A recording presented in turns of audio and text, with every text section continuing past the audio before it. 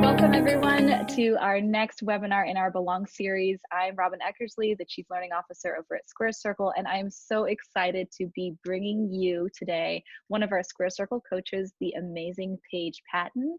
Paige, thank you so much for being here today. Thanks, Robin. I love talking about this stuff with you. Yes, this is going to be so great. And today's topic is going to be about virtual team building. Paige has 2 tips and 3 activities that you viewers can go ahead and implement with your teams right away. So Paige, let's get right into it then. Very cool. Yeah, one of our first 2 tips is called Quick Connects. Can you tell us a little bit more about this? Yeah, absolutely. So I like to tell my clients that everyone's a leader no matter what your role is, right? No matter what the title of your position is. We're all leaders in our own right. And there's this swell of an idea right now happening in the workplace of leading like a coach. And so one easy way of accomplishing this idea is to quickly check in with people on your team with the intention of being a very humanizing experience and quick and easy and painless. So I know a lot of people are feeling like they just want to stay connected. They're a little burnt out on Zoom calls. So this is something you can do of just like an old school phone, like pick up your phone and call someone. It's a great way to manage up, manage down, and manage laterally, and ask these 2 questions. How are you doing today? What can I do to help you? And that really, the first question opens it up when we talk about this human element, right? I'm leaving space for you as the person on the receiving end to either feel like you have a place to express something going on in your personal life, right? It might be one of those moments of, oh my gosh, thanks for asking. Like my kids are doing this and my cat just puked on the carpet and I'm just feeling overwhelmed and I just kind of need a moment to vent.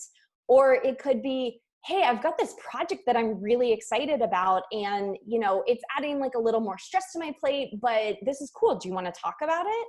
And this idea of allowing that space and not really feeling like you have to be an expert at what you're offering, right? Like it's just a simple question, but it's really, really powerful.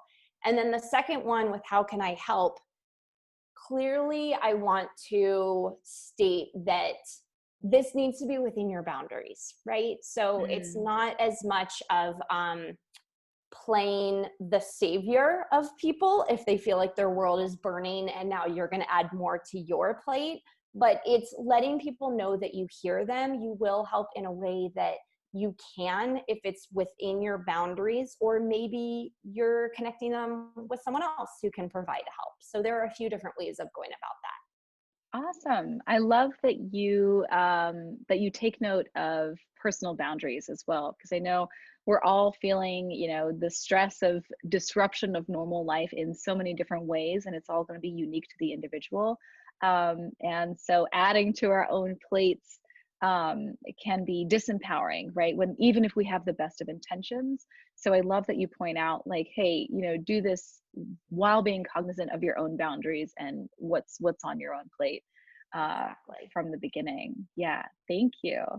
Okay, so quick connects, I can definitely see how that could be very helpful. And adding that human element, even if you're just hearing someone's voice, I would say that that's probably more effective than just, you know, sending someone a Slack message or texting them. It's much more personal this way. Yeah, absolutely. And the goal of this is, again, not to have a perfect one-on-one, right? The goal is to have a check-in. It's kind of, I heard someone express this as, or explain this as, it's similar to brushing your teeth. And I love this metaphor, right? Because we're not going to do a perfect job every single time. But if we brush our teeth twice a day, we see great long-term effects. And so it's this idea of like, if you can check in from a personal, from a human level, just maybe a few times a week, it doesn't even have to be every day if that feels like a lot. But if you can have those quick check-ins, you can build great rapport. great relationships, and just help people feel like they're still belonging, even though Yeah. we are virtual right now. Yes. Yes. I love that. Okay, cool. So tip number one, quick connects. Tip number two is called check yourself. Explain to the viewers what this means. Yeah. So I have been trying to do a little better of a job at this one myself, because often it's really easy to just slide into the Zoom meeting at the last minute with our cup of coffee, and we're still thinking about 50 million things, right? Mhm. People can pick up when you're not present for a call. And so this idea of check yourself is helping you become more present. It's going to help you be able to, remember the things that were talked about in the meeting, and Mhm. to be able to give valuable input, but also to let everyone know that you're there for them, right? Like, you're showing up intentionally for whatever the meeting needs to be. Mm. So I have two components of this idea of check yourself. It's both check internally and check externally. Mhm. So try to get into your seat a few minutes before the meeting, put both feet flat on the ground, and start to go through how you're feeling, right? Maybe you need to close your eyes and center yourself. Maybe you need to just take a few deep breaths.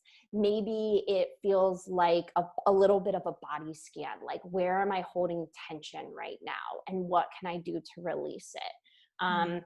Maybe if you get in your seat a few minutes early and you have the time, you realize, I'm feeling kind of lethargic, and you can get on the ground and do a few push-ups or sit-ups to energize yourself, right? So when we check in internally, we can kind of align mind and body, mentally and physically, how we're feeling, and Mhm. feel a little bit calmer, a little bit more focused, maybe a little bit more energized. So the second component is when we look externally. And it's really helpful. Like, there's cool and interesting research coming out of how Zoom meetings kind of trick our brains and kind of mess with us a little bit, because Huh. I can see you, but my body can't physically feel your presence. And there's a little bit of a disconnect. And I think if we can ground ourselves in where we are in our space, that helps us get a little bit farther with those other disconnects, right? It helps kind of Yeah. like proactively, if you will, get us feeling more present in the conversation. So what I mean by looking externally is literally thinking through our five different senses, right? And looking through the room. What do I see right now? What am I hearing? Do I hear birds chirping outside the window? Am I hearing, laughter on the TV that my kids are watching in the other room? What do I smell? Is there like a really sweet lavender candle on my desk? And how can I tune into that, right? What do I smell, and what do I taste?